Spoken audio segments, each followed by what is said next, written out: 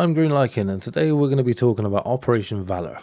Operation Valor is a tactical top-down multiplayer shooter that provides large-scale combined arms combat through base building and teamwork. So in today's review, I'm going to be talking about some of the gameplay, the way the gameplay works and the multiplayer works. We're going to go over some of the classes and what the classes can do and what their abilities are within the game. And at some random point of the video, I am going to be doing a giveaway. I'm going to be giving away some keys for this game so you can try it out yourself. So stick around, strap in, and let's talk about it.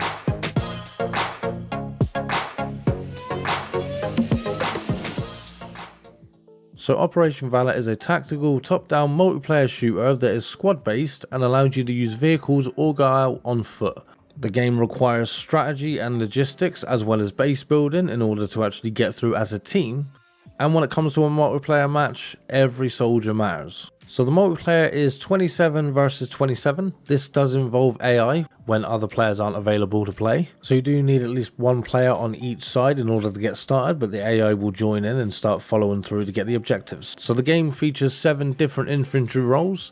This includes squad leader, rifleman, medic, support, marksman, demolition, or engineer. This also is a good time to like and subscribe if you like my video so far. So in general, the squad leader is the one that's responsible for building things. They will put down a radio. Once they place the radio, they can build respawn points as well as hubs. The game plays as like a domination style gameplay where you have to take over objectives in order to take over every objective and beat your opponents. The squad leader can choose to build respawn points exactly where they want across the map. This allows you as a squad to respawn at those points and then go in and attack the enemies. Enemies are able to dismantle respawn points using shovels. This means you will not have access to that respawn point anymore, and the squad leader will have to then go across and build new ones. This isn't just in place of just going somewhere, selecting build and building it. You actually have to spend time with shovels in order to build the building, as well as have ammunition and other equipment and materials which you have to take using trucks. The squad leader can also build bunker sort of areas and sandbags as well. As you would expect, riflemen, they have just basic infantry. They have a sidearm as a pistol and a main machine gun, and their job is to essentially just go through and basically be cannon fodder and take out as many enemies as they can along the way. When someone gets down, the medic is the one that you want nearby, though everyone can use a syringe in order to pick up teammates. Medics have a medic bag that allows them to revive more people. You have support, which obviously is the LMG class, which allows you to cover fire and take out enemies at the same time. You have the demolitions expert, who's someone that has an RPG and can set mines down on the field. You have the engineer that has got the ability to repair things and has a wrench in order to do so. And finally, you have the marksman, who is the sniper. All of these different classes play slightly differently, and each of them are very important when it comes to working together with your squad in order to beat your opponents. So after completing the training of the game, I went into a match. I got into a match with a Twitch streamer called Mills MF, who essentially gave me a little bit of a rundown afterwards on some of the features of the game that I didn't know beforehand. I didn't do a lot of research into the game when playing it, but I can say that I didn't see a lot of this information that he gave me within the game itself. So if the developers are watching this, it might be a good idea to put that stuff into the tutorial or make it a bit more clear if I did somehow manage to see it and not pay attention to it. If the information is there, then my bad, and I apologize. Either way, it would be a great time to hit that like and subscribe button right now if you somehow haven't done so far. Like, come on, what's going on? The game itself doesn't have a large player base at the moment, so people need to get onto the game in order to make it more fun. In the team that we played as, we had 3 people on our team, and then there were 3 on the other team, which then moved up to about 7 people, including the developers of the game, which, of course, they kicked our butts and we lost. But this is the sort of game that if you can get 27 versus 27, it will be massively fun and very entertaining. However, you do find that with the AI involved in it, because there aren't enough players on each side, they do kind of just run into an area and get killed constantly, and they don't really do too much to help the team as opposed to what other players would do when they're playing strategically and tactically together. The game does have the ability to have a general chat and a voice chat as well as text chat, so you can communicate with your teams for the entire time. This is definitely useful when it comes to figuring out where the enemies are on the map, because you don't really see them.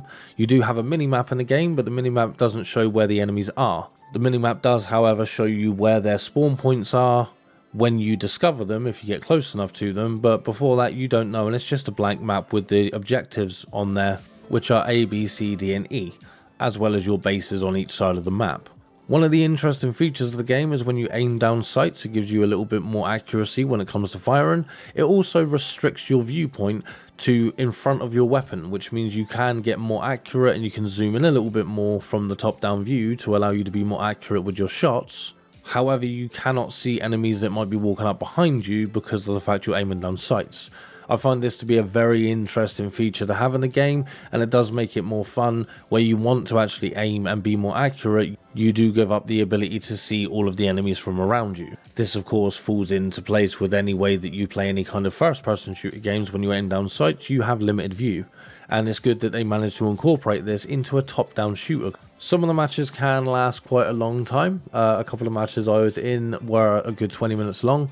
This obviously changes depending on how your opponent plays, and there's a back and forward kind of thing as you start to gain objectives and lose objectives respectively, depending on how your opponents are playing. And because it's an online multiplayer game, you do have the ability for new players to be joining all the time, so you might start off on the right foot, but then all of a sudden your opponents get 7 more actual players join their team and you just kind of get annihilated. It's just the way the game works, but as the player base grows on this sort of game, you'll find there's going to be 27 on 27 on each side. It's going to make it more interesting without people joining and leaving as you go through the game, which will make it a lot more fun. But this is where they need the help. They need the player base in order to get onto the game. The game's not really that expensive, which means it's quite easy to get hold of as well, which means you can get on there and enjoy it and have a good time on the game in general. Or go down in the description and click my link. This will take you to my profile on X, where I have put a tweet out by now, which will have all the information about what you have to do to enter into the giveaway. Obviously, one of the requirements is like and subscribe, as you would expect. Follow the instructions over there, and I will announce the winners and give out the codes to you in your inbox on Friday. So good luck. When it comes to the gameplay of the game, it's actually a really interesting way of playing. The fact it's top down and your screen isn't zoomed out too far, so you can't see too far ahead, makes it more challenging when you don't really see the enemies when they start shooting at you from outside of the screen. You have the ability to sprint, and you also have the ability to crouch down, which can give you cover behind walls, but it also can help you with your aiming down sights to make you more accurate. Overall, this is the sort of game that you really have to play to get a good idea of how it is and actually appreciate the gameplay in itself. Though you could watch someone play it, it's always going to be better to play the game yourself. The game is very simplified, but that makes it better because sometimes simple is better, especially when it comes to combat simulation style games. So I would say if you like top-down shooters and you like these kind of strategy kind of games, what you need to do is get yourself over to Steam, get yourself online, get the game, give it a go, see what you think about it. And of course, there's only one more thing for me to do before I end this video. I just want to say thank you for the developers that actually gave me a key for the game so I could try it out. I did enjoy the game, it was very fun, and I'm definitely going to keep on playing it, and I would recommend that you give it a go too. I would also recommend that you hit that like button and that subscribe button if you enjoy my videos. Get down in the comments below, let me know what you think of this game and if you're going to give it a go and get this player base up so it gets the gameplay and the kind of attention it deserves. Thank you for watching my video. I've been greenlycan, and I will see you in the next one.